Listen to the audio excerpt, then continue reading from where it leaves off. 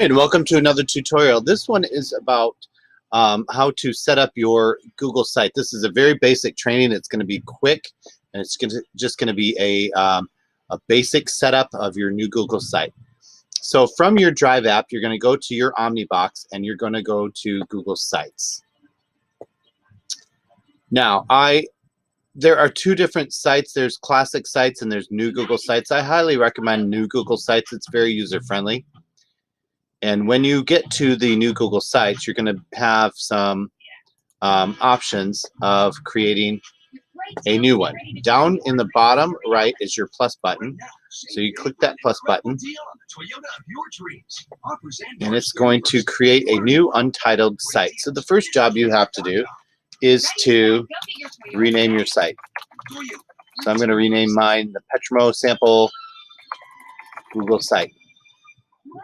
So you start out with a very basic setup, and you're going to change your page title. I'm going to change it to match my file name. And the new Google Sites has made a lot of things very easy. So you can insert different sections, and you can use your layouts to insert those sections. You can also delete a whole section, by using this little trash can next to it. So you can insert them and then delete them. And you can see there's a bunch of different layouts here. There's also different objects here. An image carousel. This is very cool. I love that thing. YouTube, a divider, a button. These are all to organize you. So collapsible text, table of contents, and it's integrated with all of the Google apps too. So you can throw docs in there, slides, sheets, forms, and charts. Also Google Maps and calendars. So often teachers will throw their Google Calendar in there, and then you just have to link to whichever calendars are on your account. So I can throw my BMS calendar in there, and I can say insert, and there is the BMS calendar.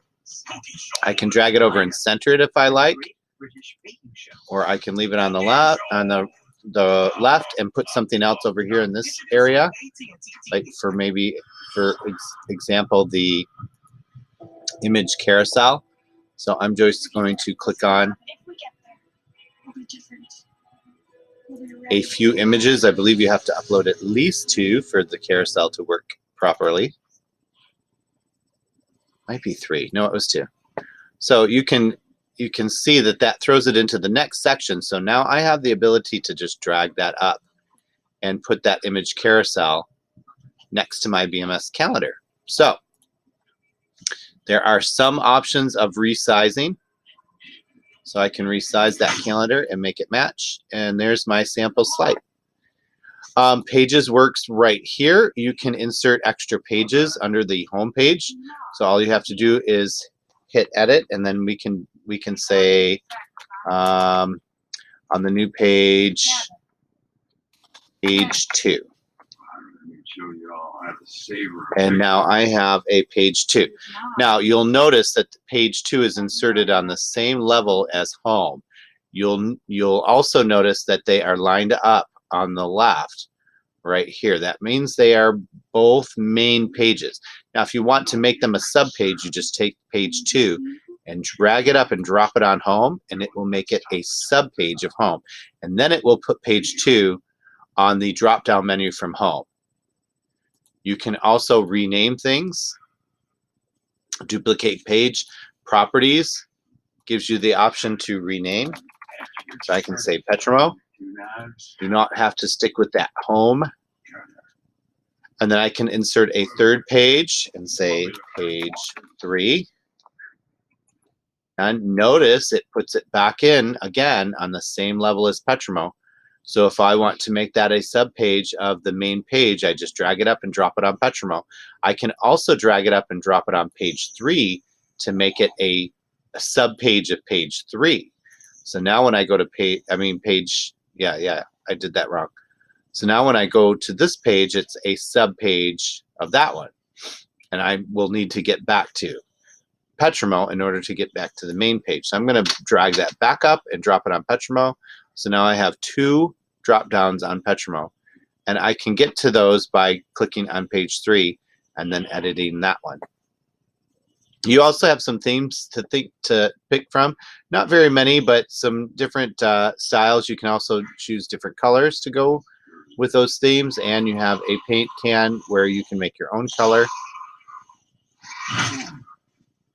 And then that also gives you a font style that you can choose from. And there are not very many options, but it's pretty cool. You can pick some different options there. So there you go. There is a basic how to set up your Google site. On the insert button, you will have a text box. You will have, in that text box that just inserted, you can drag that around and you can reposition it. It's a little bit weird how it works, but you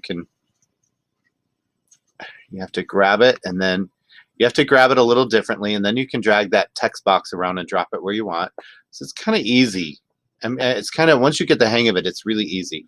You can embed videos right here. You can embed content.